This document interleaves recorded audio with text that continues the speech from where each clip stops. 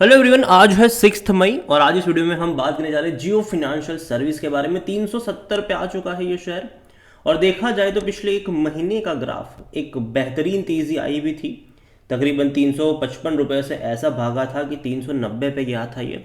उसके बाद अगर आप देखो तो ये लगातार गिरावट दिखा रहा है और पिछले 2 ट्रेडिंग सेशन में गिरावट बढ़ी है।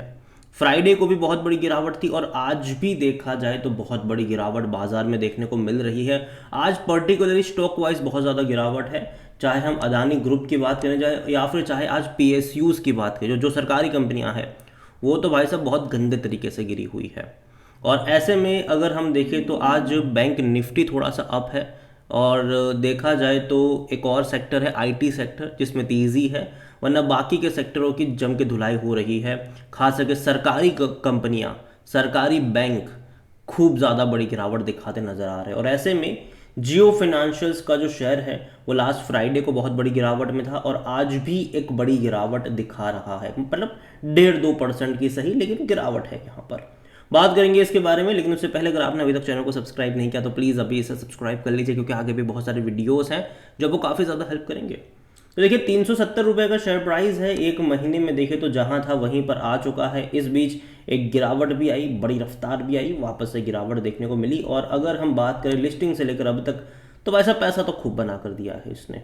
इस बीच काफ़ी बड़ा फॉल आया भी था। देखिए 265 रुपये के आसपास ये लिस्ट हुआ था, ठीक है। और उसके बाद अगर हम देखें तो लगातार गिरा था ये, फिर तेज़ी दिखाई, फिर लगातार गिरा, 200 रुपये तक गया, 202 रुपये के लेवल तक गया ये। उसके बाद ऐसी रफ्तार पकड़ी कि भाई साहब रुका नहीं। लेकिन हाँ, जब भी बड़ी तेज़ी दिखाई है ये गिरा है, ठीक है। और ये मैं लंबे समय से बोल भी रहा हूँ कि यहाँ पर अगर बड़ी रफ्तार आ रही है तो बाद में ये एटलीस्ट 10% का करेक्शन दिखाएगा, फिर 30-40% दौड़ेगा, फिर 10% का करेक्शन दिखाएगा, फिर दौड़ेगा। तो यहाँ पर भी जब ये 350 से जब 390 की तरफ जा रहा था, तब भी मैंने कहा था कि बहुत जल्दी 10% का करेक्शन एक्सपेक्टेड रहेगा और वो देखने को मिल भी रहा है।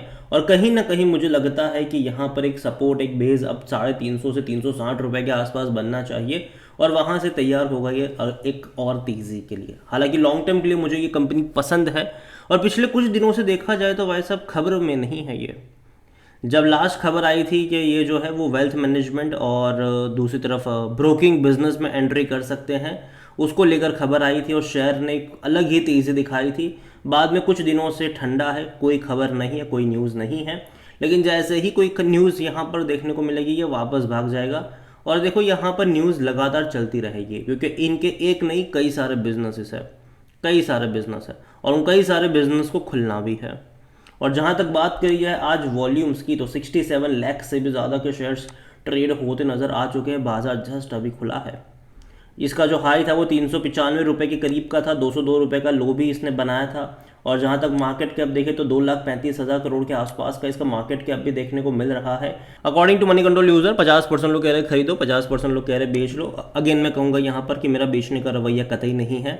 मैं इतना ही कहूँगा कि यहाँ पर जो नज़रिया है वो लॉन्ग टर्म का होना चाहिए। बीच बीच में यहाँ पर टर्बुलेंस आते रहेंगे, जैसे कि 395 पे जाने के बाद ये वापस से 370 पे देखने को मिल रहा है। हो सकता है कि यहाँ से और 10-12 रुपये गिर जाए, लेकिन वापस से एक सपोर्ट बनेगा, वापस से रफ्तार की तरफ भागेगा, क्योंकि खबरें जो है वो यहाँ पर देखने को मिलेगी। पॉजिटिव खबरें अच्छी तेज़ी में कन्वर्ट होगा। और जहाँ तक बात करी जाए, इनके नतीजे तो हाल फिलहाल में आए थे। डिविडेंड अभी ये पे नहीं कर रहा है, लेकिन बहुत जल्दी पे ज़रूर करेगा।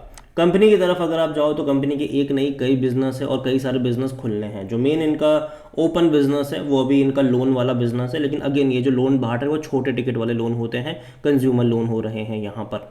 लेकिन कंपनी आने वाले टाइम में होम लोन को भी डिस्ट्रीब्यूट करने वाली है। अभी होम लोन दे नहीं रहे हैं ये, ठीक है। होम लोन भी डिस्ट्रीब्यूट करना शुरू करेगी। इतना ही नहीं, कंपनी जो है वो म्यूचुअल फंड्स के अगेंस्ट में भी लोन देना स्टार्ट करेगी। जैसे कि अगर किसी को लोन चाहिए 10 लाख का और उसके पास अगर 10-12 लाख के म्यूचुअल फंड्स पड़े हुए हैं तो उसको गिरवी रख कर भी लोन ले सकते हैं, ठीक है। तो वो भी एक सेफर लोन ही माना जाएगा इनके लिए।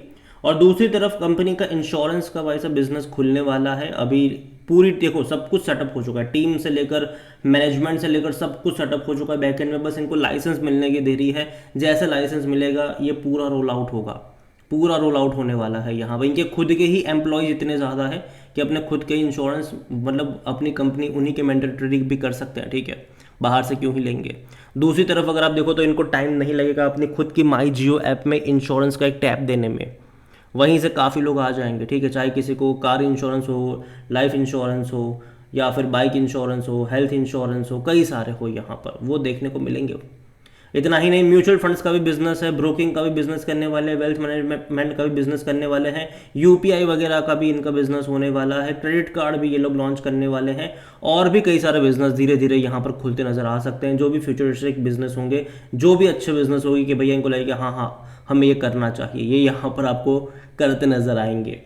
और काफ़ी बढ़िया एक्सपीरियंस वाली टीम है। और हमने बीच में खबर भी सुनी थी एक और नए दिग्गज प्लेयर जो है वो आ रहे हैं इनके साथ जुड़ने वाले हैं। तो कहीं ना कहीं देखा जाए तो कंपनी के पास पैसा बहुत सारा है, ठीक है, और ट्रस्ट कहीं ना कहीं बिल्ड हो जाता है, तो इनको टाइम नहीं लगेगा। जैसे ही लाइसेंस मिलेगा यूज़र को जोड़ने में टाइम नहीं लगेगा, उसमें भैया इनकी महारत है। ये हमने जियो के टाइम पर भी देखा है। और जहाँ तक बात करी जाए वैल्यूएशन की, तो 150 का पी है, महंगा डेफिनेटली आप कह सकते हो, लेकिन हमें ये भी समझना होगा कि अभी इनके बिजनेस अनलॉक नहीं हुए हैं, ठीक है, अभी इनके बिजनेस स्टार्ट भी नहीं हुए हैं, तो इसका वैल्यूएशन आपको महंगा लग सकता है। लेकिन आने वाले टाइम में जब इनका बिजनेस खुल जाएगा, स्टार्ट हो जाएगा, तब ये एडजस्ट भी होता हुआ आपको नजर आ जाएगा। 18 का सेक्टर पी, हालांकि कोई भी एनालिस्ट खरीदारी करने की बात नहीं कर, हालांकि वो एक ही एनालिस्ट है। फिनेंशियल्स देखा जाए तो ठीक ठाक ही है, उतने अच्छे नहीं कहूँगा, लेकिन उतने बुरे भी मैं इसको नहीं कहूँगा। 310 करोड़ का प्रॉफिट इन्होंने लास्ट क्वार्टर में करा था, 495 करोड़ का इनका रेवेन्यू था, जो कि एवरेज में कहूँगा उतना भी बुरा नहीं है ये, जो कि इससे पहले के क्वार्टर में 480 करोड़ का था। सितंबर में ज़्यादा प्रॉफिट और रेवेन्यू होने की वजह यह है कि तब रिलायंस इंडस्ट्रीज अपना डिविडेंड पे आउट करती है, और रिलायंस इंडस्ट्रीज में 6% का हिस्सा जो है वो जियो फिनेंशियल्स के पास है। तो वो 6% के हिस्से के हिसाब से जो डिविडेंड बनता है वो इनको मिलता है, जिसके चलते आपको सितंबर में रेवेन्यू ज़्यादा देखने को मिलेगा, प्रॉफिट भी ज़्यादा देखने को मिल जाएगा। और देखो रिलायंस के 6% का जो हिस्सा है उसकी भी वैल्यू बहुत ज़्यादा है। जहाँ तक शेयर होल्डिंग के बारे में बात करी जाए तो प्रमोटर के पास 47.12% का होल्डिंग, और प्रमोटर लिस्टिंग से लेकर अब तक 8 करोड़ से भी ज़्यादा के शेयर्स खरीद चुके हैं। लेकिन दूसरी तरफ अगर आप देखो तो इंस्टीट्यूशन ने लगातार बिकवाली करी है, चाहे वो म्यूचुअल फंड हो, डोमेस्टिक हो या फिर एफआईआई हो, लगातार उन लोगों ने यहाँ पर बिकवाली करी हुई है। कहीं ना कहीं एक रीज़न ये भी है कि जब जियो फिनेंशियल लिस्ट हुआ था बाजार में, तब ये निफ्टी 50 का ऑटोमेटिकली पार्ट बन गया था, उन सारे इंडेक्स का पार्ट बन चुका था जिसमें रिलायंस इंडस्ट्रीज था। और यही वजह है कि जब वो अलग से सेपरेट लिस्ट हुआ तो उसको उन सारे इंडेक्स से हटना था, तो एक सेलिंग प्रेशर वहाँ से जनरेट हुआ।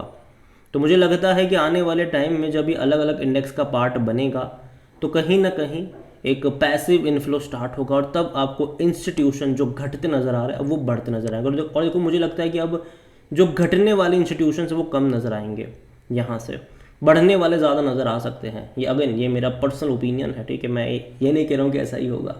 रिटेल और अदर की मिलाकर 20.83% की होल्डिंग है, जिनमें से रिटेल इन्वेस्टर 13.66% पर है, अदर पार्टी 7.16% का स्टेक लेकर बैठे हुए हैं। देखिए जियो को लेकर मैं इतना ही कहूँगा कि हो सकता है कि यहाँ से ये और थोड़ा बहुत गिर जाए, लेकिन बेचने के मौके यहाँ पर नहीं है। मैं इतना ही कहूँगा कि बाय ऑन डिप्स का आपका अप्रोच होना चाहिए। देखो बॉटम कहाँ बनेगा ये मैं भी नहीं जानता हूँ, ठीक है, ये कोई नहीं जानता है, लेकिन लॉन्ग टर्म के लिहाज से मुझे लगता है कि अभी भी इनका बिजनेस खुला नहीं है। आने वाले टाइम में जब खबरें आपको देखने को मिलेगी कि इनको ये लाइसेंस मिल चुका है, वो लाइसेंस मिल चुका है, इनका रेवेन्यू इतना बढ़ गया, इनका प्रॉफिट इतना बढ़ गया, तब आपको यहाँ पर एक अच्छी खासी तेज़ी देखने को मिलेगी। और एक ही रूफ के अंदर कई सारे इनके बिजनेस है, तो आज से 5 साल बाद 6 साल बाद वो कुछ बिजनेस अलग होते नजर आएंगे, डीमर्ज होते नजर आएंगे, तो उसके भी एक्स्ट्रा बोनस शेयर मिलते नजर आएंगे। तो नज़र रखिए इसके ऊपर, लेकिन मैं लॉन्ग टर्म की ही बात करूंगा, मैं शॉर्ट टर्म की बात नहीं करूंगा, ठीक है। तो लॉन्ग टर्म के लिहाज से मुझे बुरा नहीं लगता है। अगेन ये मेरा पर्सनल ओपिनियन है, कोई इन्वेस्टमेंट एडवाइस नहीं है। ये वीडियो को यहीं पे एंड करता हूँ, पसंद आया हो तो लाइक करो, शेयर करें, चैनल पर अगर पहली बार है तो प्लीज़ सब्सक्राइब करो। जियो फिनेंशियल सर्विस के बारे में आप क्या सोचते हैं वो भी आप मुझे कमेंट में लिख के बता सकते हैं। Thank you.